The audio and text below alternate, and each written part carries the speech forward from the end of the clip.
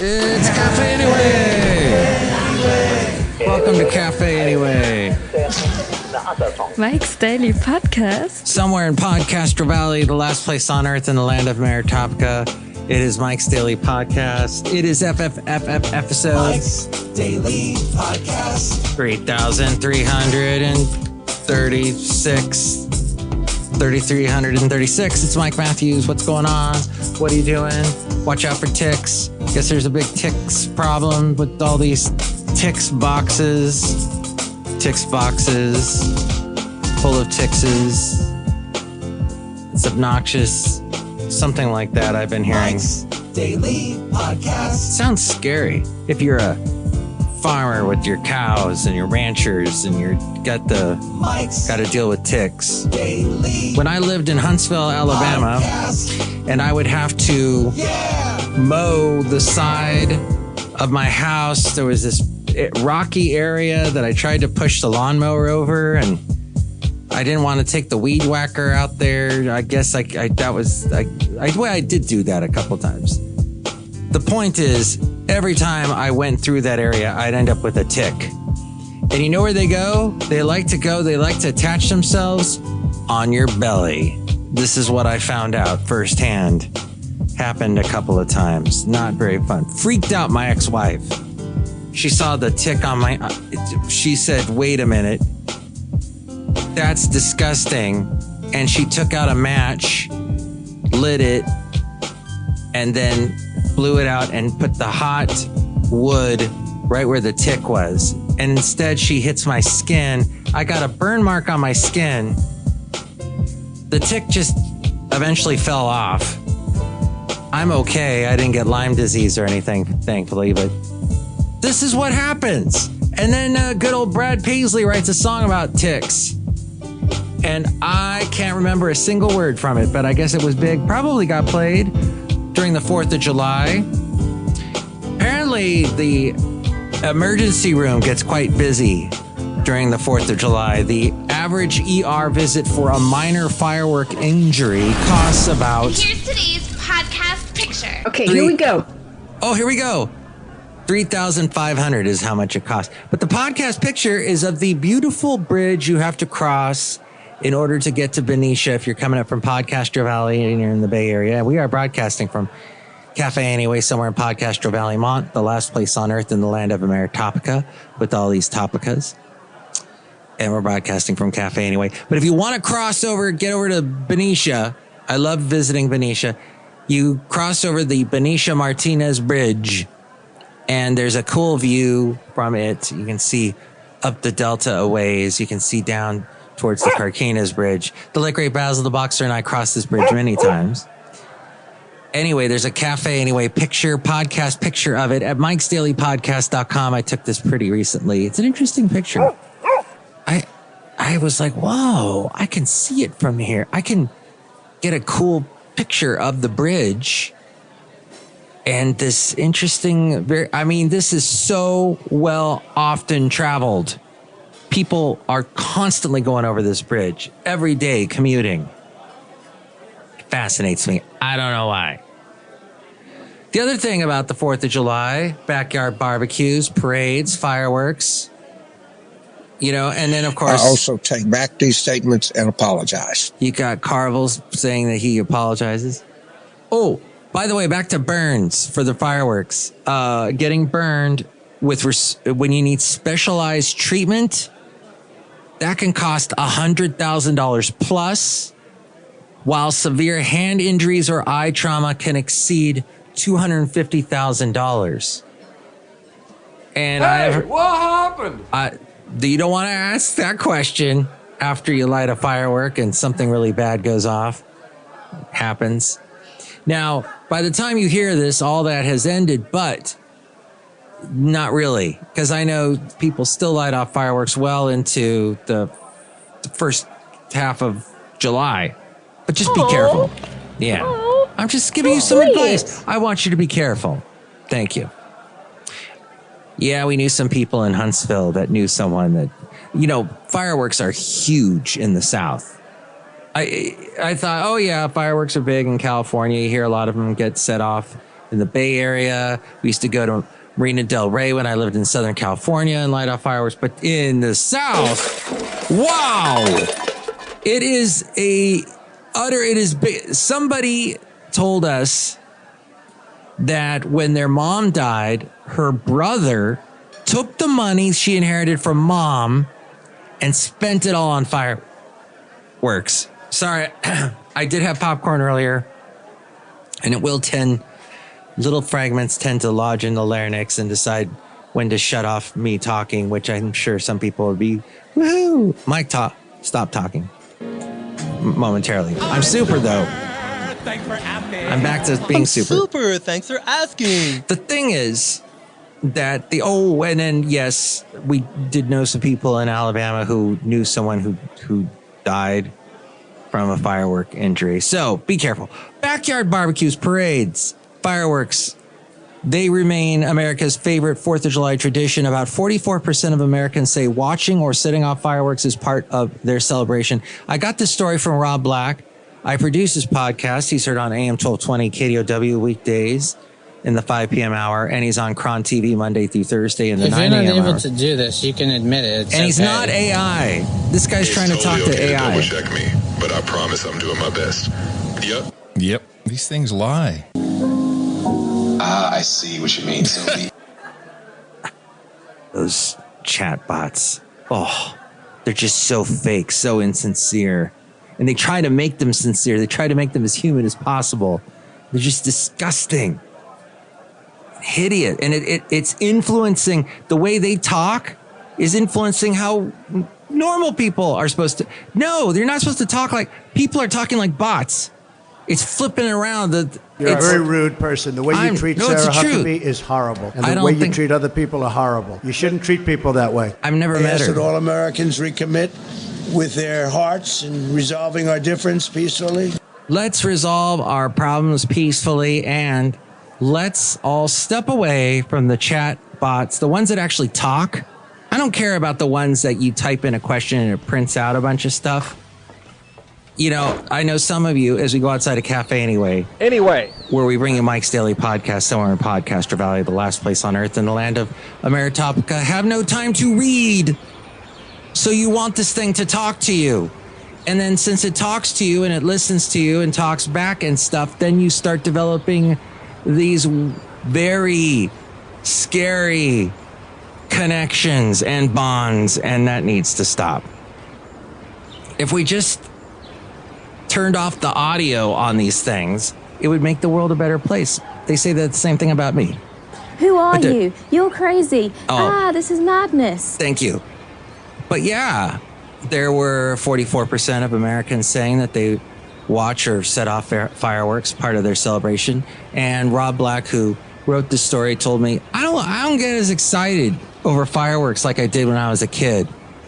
And he and I are about the same age. And I said, yeah, I do not eat. It's kind of neat, you know, with the tradition of it. And if you're with friends, and if it's a nice summer night and it's a beautiful night, but it's not necessary in my life anymore. Ooh, and I used to live in Ventura County. I lived in downtown Ventura. Latina Uzi. I never had one of those, but I would, where I lived, I had a view of the Ventura County Fairgrounds. And by the way, that place burned down, the house that I lived in, the duplex, in that really nasty fire that happened, I think, in 2015.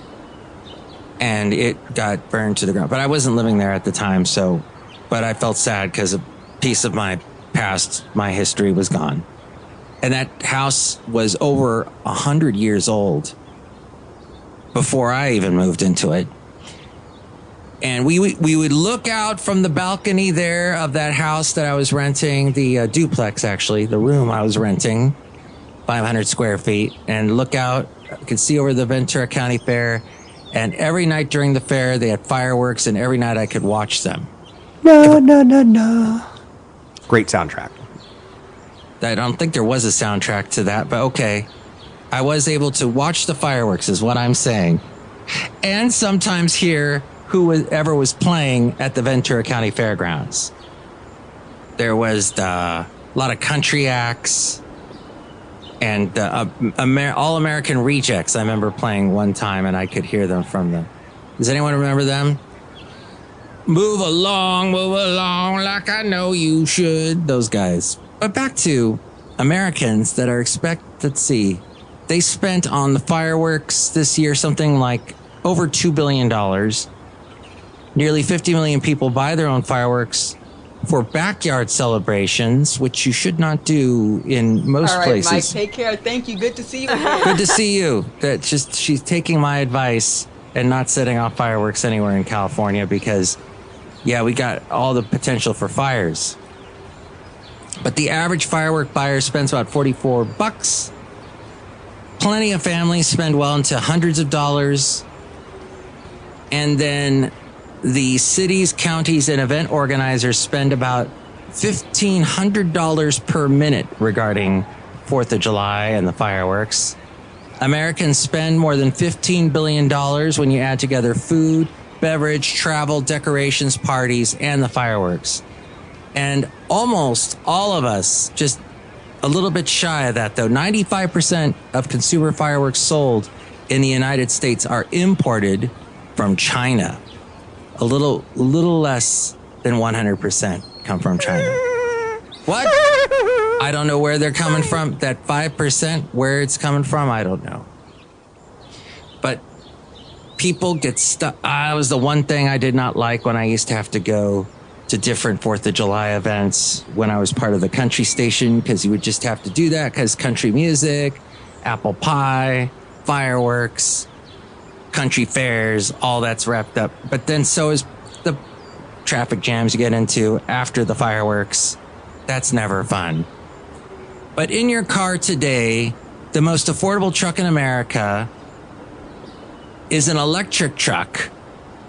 For a little less than $25,000, it's base 2-seat pickup with manual crank windows are the features that it has. No stereo system or touchscreen or tactile controls. If you like that, then you can get one of those for... Oh, not that kind of bee sting, luckily. Oh, hey, look! This one is by the Wombats. It's a DJ! And as always, you are listening to KCRH 89.9 FM, the what East a nice Bay's voice. Best Variety. Ha-ha! That was great, hearing a DJ. I know that guy. And he's just a young... 20-something. He's got this beautiful voice. I sound like a 20-year-old, and he sounds like a... He's going to go far. Great voice. Okay, where were we? Oh, yeah, so that's what we have here. The first customers received their vehicle in the fourth quarter of this year, so we're talking after September. Fewer than 5% of new vehicles sold last year had a starting price under $25,000. So this is pretty interesting, is what I was about to say. This electric truck. Beep, beep. And annual new car sales in the U.S., if you go back 7 years ago, was at $17 million. But this year... Why did you always interrupt our snacking?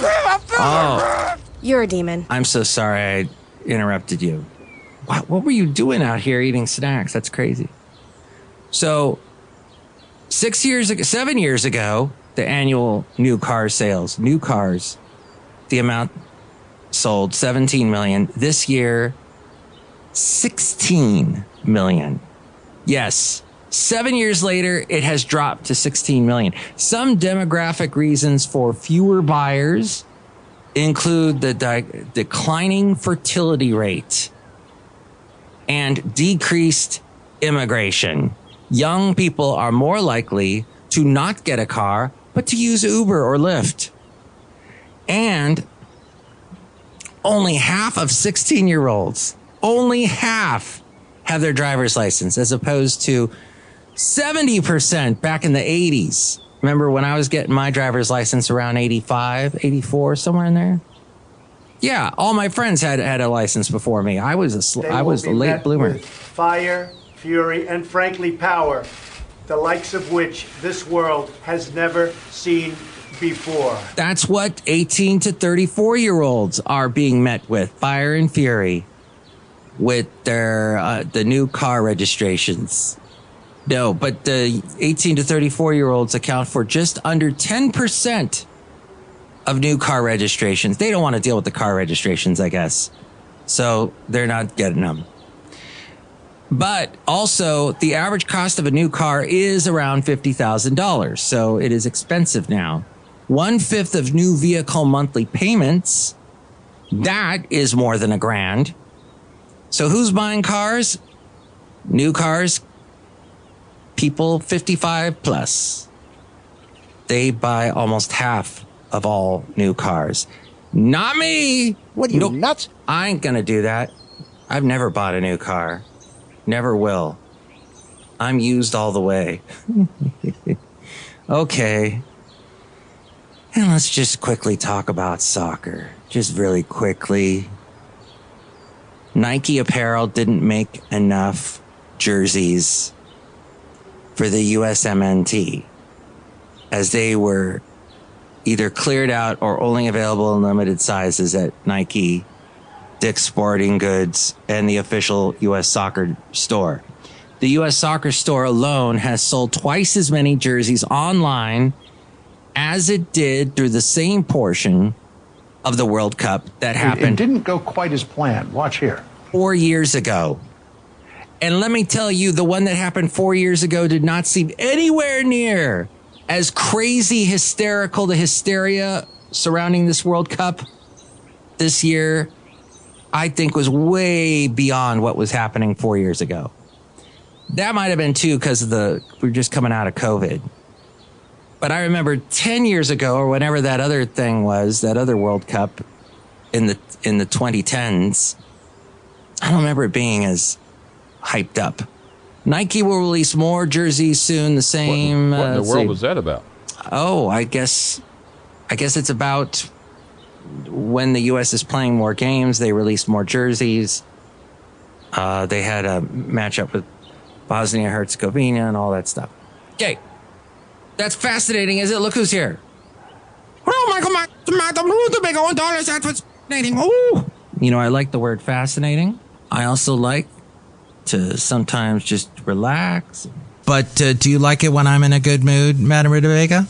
Yes. Do you like strawberries? Yes.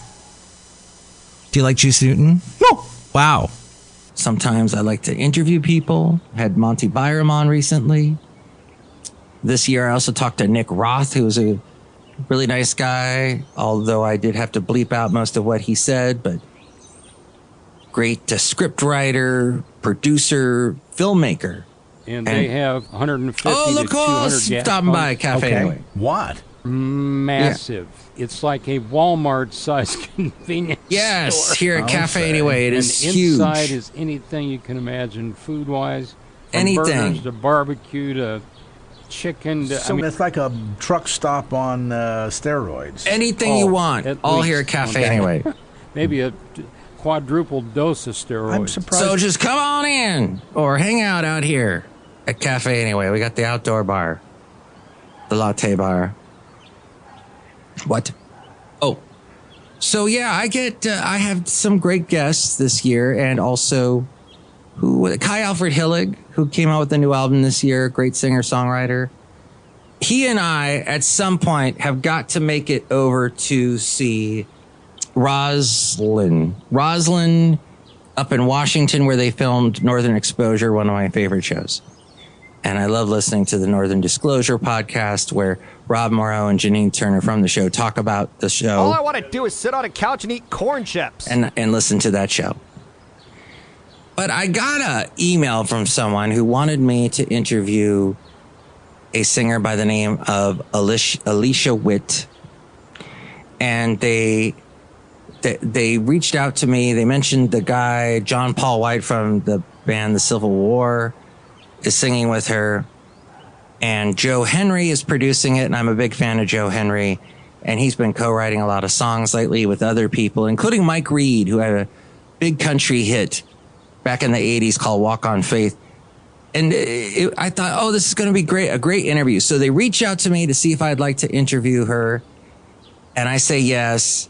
And then he writes back and says, oh, okay, well, can you let me know your podcast, the reach of your podcast, which made me go, you reached out to me. Why are you asking me? What? So very confused, but this is what you deal with when you're doing a podcast. And now there are more podcasts than ever. And now there are all these AI generated podcasts. And my lovely lady friend who watches a lot of YouTube videos. And by the way, anything on YouTube is not a podcast. They may say it's a podcast, but if they're filming it, if they got video on it, it is a video. It is a TV show, a wannabe TV talk show. And yes, I am videoing this right now. I do have it up on my website, mikesdailypodcast.com, if you would like to see the video, but it gets deleted after a day. So you got to hurry if you want to see it. And it is completely boring and useless. And I don't see why you'd want to watch it. But if that's your thing, okay.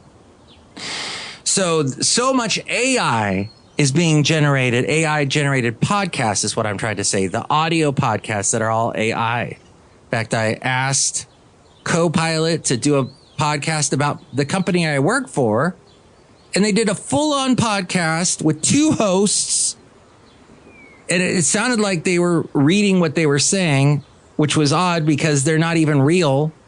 They're completely artificial, thus fake, thus I'm just basically listening to an article being read to me is what it was. And I've always been against anybody, live people just reading a script. I hate scripted stuff when it comes to podcasts. But that apparently got really popular with all those crime podcasts. They're just mostly reading scripts. So all this AI content in podcast form, in audio form, and video form, all these video podcasters now that are artificially AI generated, artificial intelligence hosts, AI hosts. In fact, a real live host who, if you're trying to be a YouTuber that actually makes money on YouTube, you got to work so hard. You got to put something out just about every day. And that requires a lot of work, a lot of editing. It may take hours to do something that's only 10 minutes. It depends on how much work you put into it. And some people, they make money at it. They don't want to put out a bad, cheap product. So they work really hard. And in fact, YouTube, and I know this because I do have a YouTube channel, youtube.com/mikesdailypodcast, or you can find it at mikesdailypodcast.com.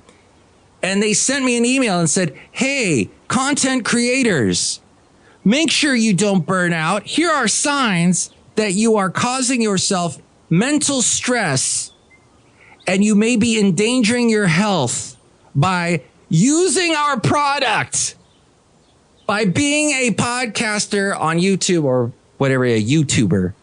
Because like I said, there's really no podcasters on YouTube. That's all semantically wrong. If you are a real podcaster, you are interested in doing an audio thing that is interesting to listen to while I go work in the garden.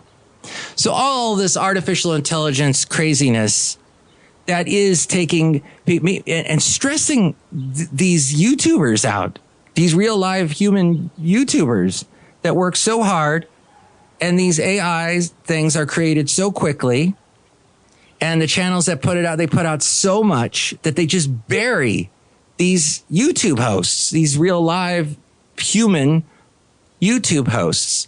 And it reminds me of what John Oliver said about artificial intelligence. And look, in general, it is good to remember that however much an app might sound like a friend, what it is a machine. And behind that machine is a corporation trying to extract a monthly fee from you. And that kind of sums up for me what is so dystopian about all this. Because while that guy you saw earlier said that selling AI friends is low risk because they're just entertainment, that's not actually how friends work. Friends can be the most important figures in your life. People confide in friends. They ask advice. They say, I'm depressed, or I've got a crazy idea about math. And true friends know when to listen, when to gently push back, and when to worry about you. And in hindsight, maybe it was a mistake to let some of the most flamboyantly friendless men on earth be in charge of designing friends for the rest of us. Yeah, those AI developers, yeesh. They're destroying all the real hosts. It's terrible. Hey, look who else is here. Hello, Dave Mike. This is Valentino, the parking attendant. And this is Bison Bentley. Do you know that? Mike, we're real people. We're not AI generated. Yeah, we're real people. And we can't stand Mondami. Do you know that? Oh, you know, he's got into so much trouble because he's taking the reins of the Democratic Party and taking it in a scary direction, in the socialist direction. But meanwhile, Trump still loves him. Mamdani shows up. He's this young, handsome, charismatic guy who came out of nowhere and won big in the most important city in the world, Trump's hometown, no less. He walks in, he smiles, he shakes Trump's hand. Trump now looks over in the corner. He sees J.D. Vance, all sweaty and eager. And he looks at you, he sees Stephen Miller sucking on his pinkies. And he looks around at all these weird, unattractive, AI-generated human vomits in his office. And he's like, why can't I have this Mamdani around? It's the classic opposites attract love story. See, it all comes back around, doesn't it? What it came back around to, I don't know. But what president ever talks like that? I don't know. That's not who we are. What do you think about all that? Here's the number to call. Call Mike at the Café Anyway hotline. Area code 510-228-4640. And with all things having to do with Mike's Daily Podcast, 100.7 KHAY with KA's Matt Michaels. What's the most interesting name you've ever given a pet? What's that? Well, there's two pets we've had that we gave funny names to. One was a cat. We named him the Baron Clarence von Kotzen. Oh. The other was a dog that my mother couldn't figure out quite what he was, but she knew he must be near something, so she called him Damn Near. I don't know if you can put that on the radio or not. Well, that's interesting. Okay. We go to the A-frame and hear from Mainframe. Wait. We go to the Mainframe and hear from A-frame. That's right. Strike it. Reverse it. Do you hear that? And that's from Gene Wilder with Willy Wonka and all that. And Netflix made an AI-generated Gene Wilder? How dare they? How dare they? Folks, and by folks, I mean, hey, there's more than one person listening to this show. So you might be one person listening to this. Maybe there's another person, one person listening to this. So the two of you make a folks. And we have got to stop with this whole fake, artificial movement that's going on. And we got to kick back against it. So saying that, we go to the Mainframe. But it's real. It's a real Mainframe. What I'm just trying to tell you is here's A-frame to tell you more about everything else concerning this podcast. And thank you so much for listening. Thanks again. Thank you for listening. We really appreciate it. Thanks a lot. Mike's Daily Podcast is written and produced and performed by Mike Matthews. His podcast is super easy to find. Download or listen to his show and read his blog at mikesdailypodcast.com. Email Mike now at mikesdailypodcast@gmail.com. See you tomorrow. Bye.